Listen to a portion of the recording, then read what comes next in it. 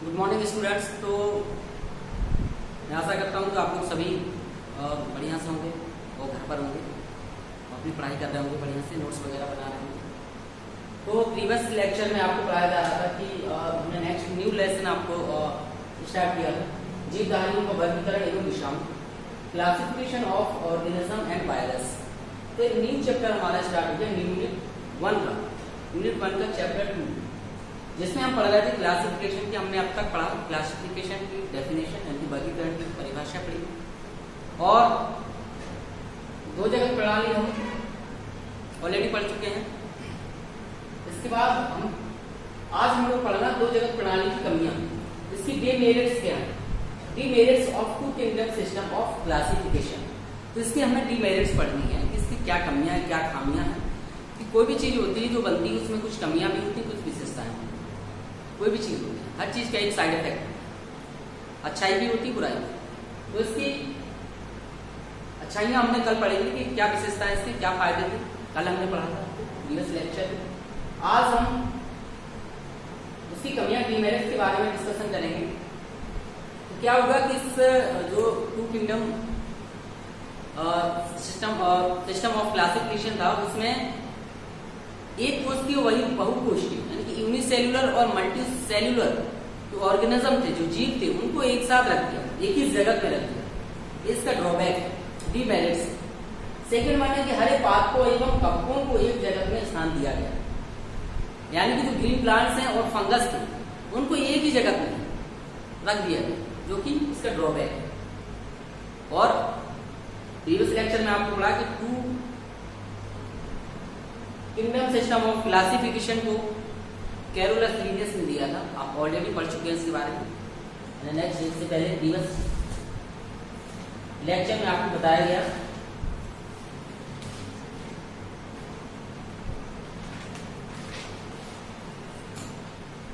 तो Carolus Linnaeus ने इसको दिया था।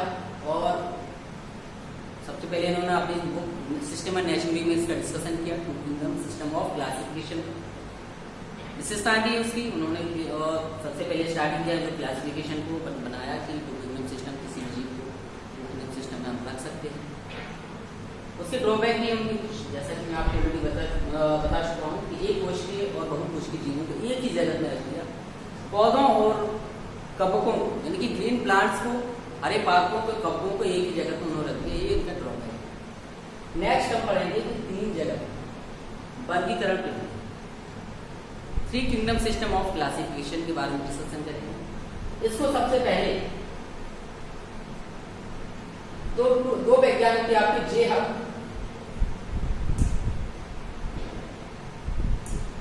तथा अर्नेस्ट हैकल। जे हक और अर्नेस्ट हैकल ने तीन जगत प्रणाली दी। कब? 1866 three kingdom system of classification दोनों वैज्ञानिकों ने दिया। उन्होंने बताया कि जो एक तीसरे जगत प्रोटोपिस्टा का सृजन किया।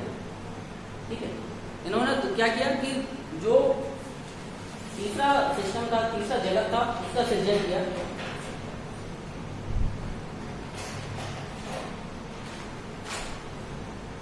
इससे पहले कैरोलस लीनियस ने प्लांट किंगडम और एनिमल किंगडम के नाम दिया। इनकी दो जगत प्रणाली थी, two kingdom system of classification था, उसमें उन्होंने प्लांट किंगडम और एनिमल किंगडम की दो जगत दी। अर्नेस्ट हैकेल और जे हग ने 1866 में एक तीसरे जगत का सृजन किया, जिसका नाम था प्रोटोपिस्टा। ठीक है, प्रोटोपिस्टा प्रोटोपिस्टा का सृजन किया। इसमें इन्होंने समस्त एक कोशिकीय जीवों जैसे प्रोटोजोआ, नीले, हरे सहवाल और जीवाणु आदि को। तो प्लांट किंगडम में आपका था कि भाई प्लांट पौधों को रख दिया, एनिमल किंगडम में था कि आपने एनिमल्स को रख दिया। अब तीसरा जो जगत उन्होंने खोजा, किसने? हैकेल और हग ने, जे हग ने। तो उन्होंने इसको प्रोटोपिस्टा एक नया सृजन किया, एक नए जगत का, जिसमें उन्होंने यूनिसेल्युलर जितने भी एक कोश के जिनमें एक सेल पाई जाती, वन सेल, एक सेल उनकी सभी एक्टिविटी को क्या करती? कंट्रोल करती। जितने भी मेटाबॉलिक एक्टिविटियां होती हैं उस जीव की वो एक सेल, वन सेल है, उसको क्या करती, कंट्रोल करती है। यही होता है एक कोशिकीय जीव का मतलब कि एक कोशिकीय जीव क्या कहलाता है, मतलब वन सेल उसमें होती है, वही सभी मेटाबॉलिक एक्टिविटी को क्या करती है, कंट्रोल करती है, वो पूरी रिएक्शन चलाती है। तो उन्होंने जो तीसरे जगह पे प्रोटोकिस्टा दिया का सृजन किया 1866 में, उन्होंने सभी उस जगत में, उस किंगडम में सभी एक कोश के जीवों को रख दिया, प्रोटोजोआ, नीले हरे शैवाल एवं जीवाणु। ठीक है, एक कोश के जीव, जिससे आपको पता है ये सब क्या है, एक कोशी जीव। इस प्रकार से हो गया। ये नीचे आपका क्लासिफिकेशन दिया किस तरह से किंगडम प्रोटोकिस्टा, किंगडम प्लांट और या मेटाफाइटा भी बोलते हैं उसको, और फिर किंगडम में एनिमल उसको मेटाजोआ भी बोलते हैं। ठीक है, तो ये तो हो गया आपका 3 जगह वर्गीकरण प्रणाली। फिर किंगडम सिस्टम ऑफ क्लासिफिकेशन के बारे में नेक्स्ट हम पढ़ेंगे 4 जगह वर्गीकरण प्रणाली। ठीक है,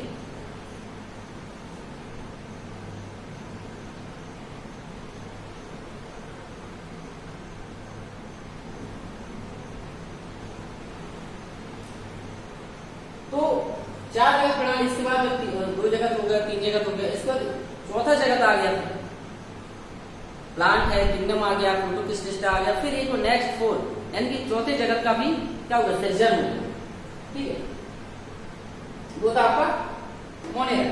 तो कुछ समय पश्चात कोपलैंड नामक वैज्ञानिक ने प्रोटोकिस्टा को 2 भागों में विभाजित कर दिया, यानी कि जो हग्न और हैकेल ने जो तीसरा जगत खोजा था प्रोटोकिस्टा, उसको कोपलैंड ने 2 भागों में विभाजित कर दिया, किसमें, प्रोटिस्टा और मोनेरा। ठीक है, नेक्स्ट आगे चलिए। तो 4 जगत प्रणाली आ गई इसके बाद, जिसको कोपलैंड ने खोजा। ठीक है, कोपलैंड नामक वैज्ञानिक ने दिया इसमें क्या किया कि उन्होंने मोनेरा के अंतर्गत सभी प्रोकैरियोटिक रख दिए और जो प्रोटिस्टा उसमें यूकैरियोटिक रख दिए। ठीक है, जो प्रोटोकिस्टा था उसको 2 भागों में विभाजित कर दिया, मोनेरा और प्रोटिस्टा। मोनेरा में आपके कितने आ गए, प्रोकैरियोटिक आ गए, और प्रोटिस्टा में यूकैरियोटिक आ गए। प्लांट किंगडम में तो प्लांट है और एनिमल में एनिमल्स है। ठीक है, ये चौथा आपका होगा। ठीक है, इतना काफी, इसको आप लोग नोट डाउन कर लीजिए। पूरा सिस्टमैटिक लिखा है आपका बराबर, तो इसको आप नोट डाउन कर लीजिए।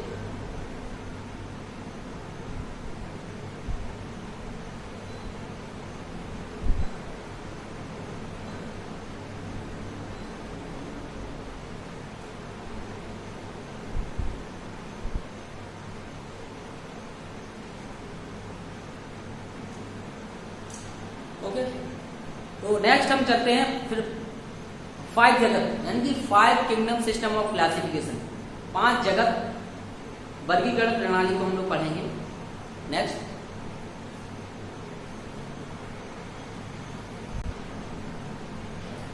तो हम लोग अब तक 4 जगत वर्गीकरण प्रणाली पढ़ चुके हैं। नेक्स्ट हमारा है 5 किंगडम सिस्टम ऑफ क्लासिफिकेशन, इसके बारे में डिस्कस करेंगे। तो आर.एच. व्हिटेकर ने, ये वैज्ञानिक थे आर.एच. व्हिटेकर, जिन्होंने सन 1969 में 1969 में आर.एच. व्हिटेकर ने 1969 में संपूर्ण जगत को 5 जगत में विभाजित कर दिया। ठीक है, तो संपूर्ण जगत था, जितनी भी जगत, तो संपूर्ण जगत उसको 5 जगत यानी 5 जगत 5 किंगडम में क्या कर दिया, क्लासिफाई कर दिया। इन्होंने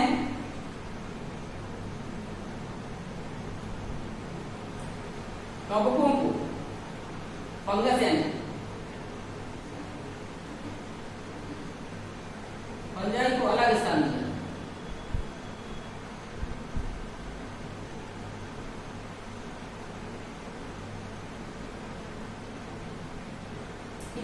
इन्होंने कवकों को क्या दिया, अलग स्थान दिया। इसको हम लोग 5 किंगडम सिस्टम लिखेंगे, जैसे उन्होंने वर्गीकृत किया आर.एच. व्हिटेकर। स्पेलिंग आप लोग मिस्टेक मत करिएगा, लिखते समय जो स्पेलिंग लिखी वैसे ही लिखिएगा। 1969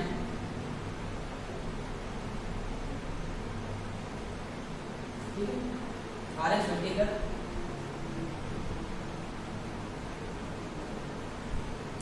फर्स्ट है आपका मोनेरा, सेकंड वन है आपका प्रोटिस्टा, फिर आएगा आपका प्लांट, फिर एनिमल, देन आपका आएगा फंगस। ठीक है, तो आर्च विट्टेकर ने 1969 में जो सब कुछ जगत था उसको 5 जगत में विभाजित कर दिया है, क्लासिफाइड कर दिया। पहला आपका मोनेला,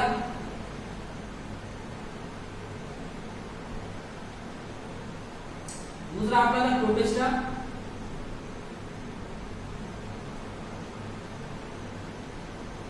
फिर आपका प्लांट एनिमल पॉलिथीन,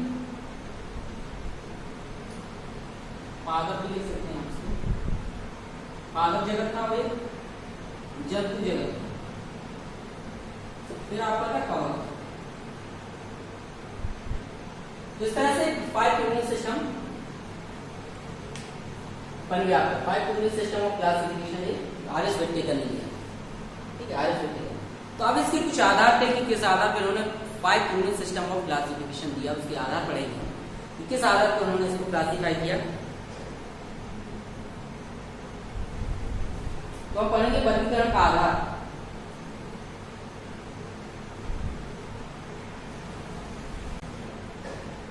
तो हम पढ़ेंगे कि वर्गीकरण का आधार क्या था, कि किस आधार पर उन्होंने वर्गीकृत किया इसको 5 यूनिट सिस्टम ऑफ क्लासिफिकेशन में। वर्गीकरण का आधार था, पहला पॉइंट है आपका कि जो जीवों की संरचना है उनके आधार पर प्रोकैरियोटिक और यूकैरियोटिक जीवों को अलग अलग स्थान पे रखा गया। ठीक है, कोशिका की संरचना के आधार पर पहला है आपकी कोशिका की संरचना क्या है। पहला कोशिका की संरचना के आधार पर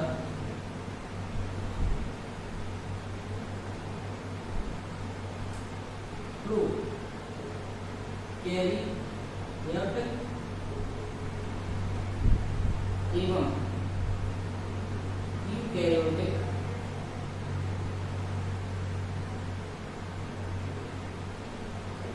जीवों को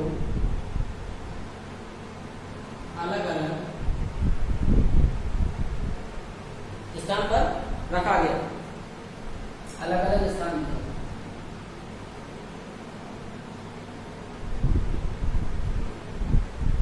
ठीक है, अलग अलग स्थान दिया।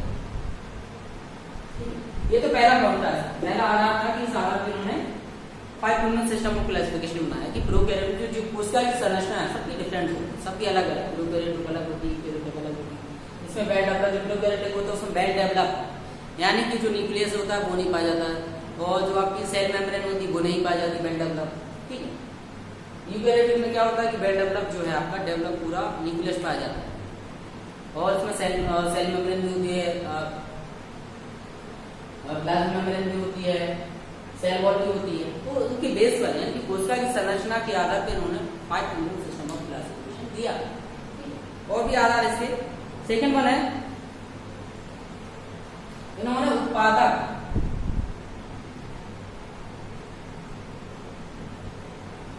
यानी जो प्रोड्यूसर होता है, प्रोड्यूसर क्या है, ग्रीन प्लांट्स होते हैं, हरे पौधे क्या होते हैं, उत्पादक होते हैं, वो भोज्य पदार्थ बनाते हैं। उन पर सभी जीव जंतु प्रत्यक्ष और अप्रत्यक्ष रूप से हम किस पे डिपेंड है, पेड़ पौधों पे डिपेंड है। तो क्या होते हैं, प्रोड्यूसर होते हैं। फिर है आपका उपभोक्ता यानी कि कंज्यूमर,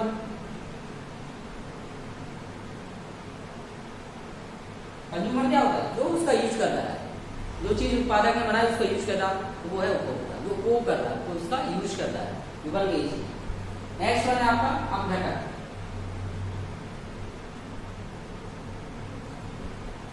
अपघटक क्या होते हैं, डिकम्पोजर होते हैं, यानी कि जो उसको क्या करते हैं, नष्ट कर दे रहे हैं, सड़ा गला दे रहे हैं, जो चीज लास्ट में जो चीज बनी उसको क्या करना है, सड़ा गला देते हैं, डिकम्पोजर बोलते हैं। तो इनको क्या है, इन्होंने अलग अलग स्थान दिया।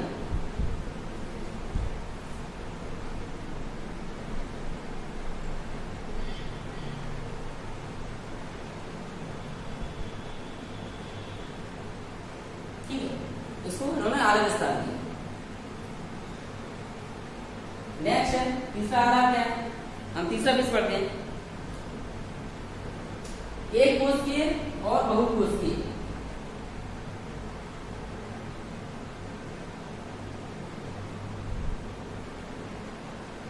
यानी यूनिसेल्युलर,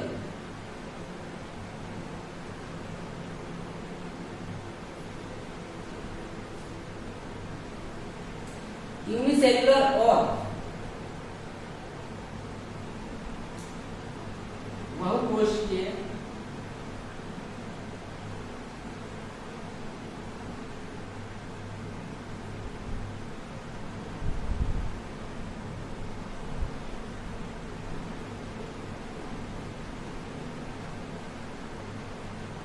मल्टीसेल्युलर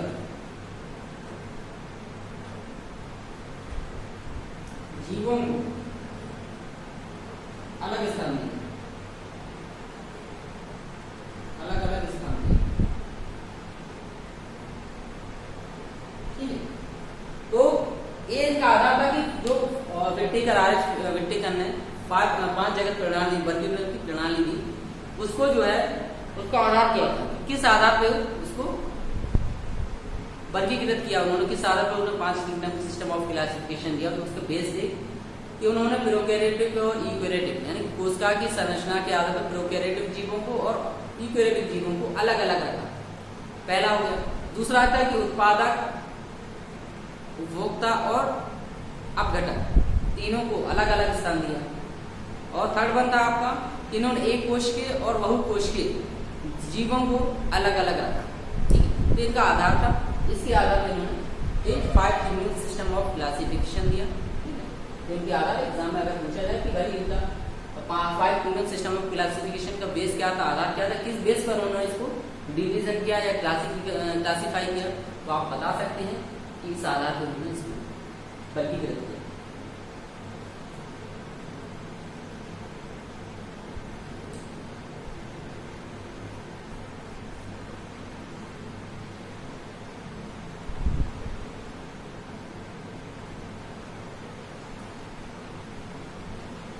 अब नेक्स्ट हम लोग को पढ़ना है कि 5 जगत प्रणाली के तुलनात्मक लक्षण क्या है। इसके तुलनात्मक लक्षण पढ़ने हैं हमको, इसके तुलनात्मक लक्षण क्या है, तो उनको हम अब नेक्स्ट लेक्चर में पढ़ेंगे, यानी कि कल पढ़ेंगे। तो आज तक के लिए इतना काफी है, आप लोग नोट्स बनाते रहिए, ठीक है, तो नोट्स बनाते रहिए, पूरा बढ़िया से लिखते जाइए, बढ़िया अच्छे से नोट्स बनाइए। चैप्टर 2 स्टार्ट हो गया, ठीक है, करते रहिए, सुरक्षित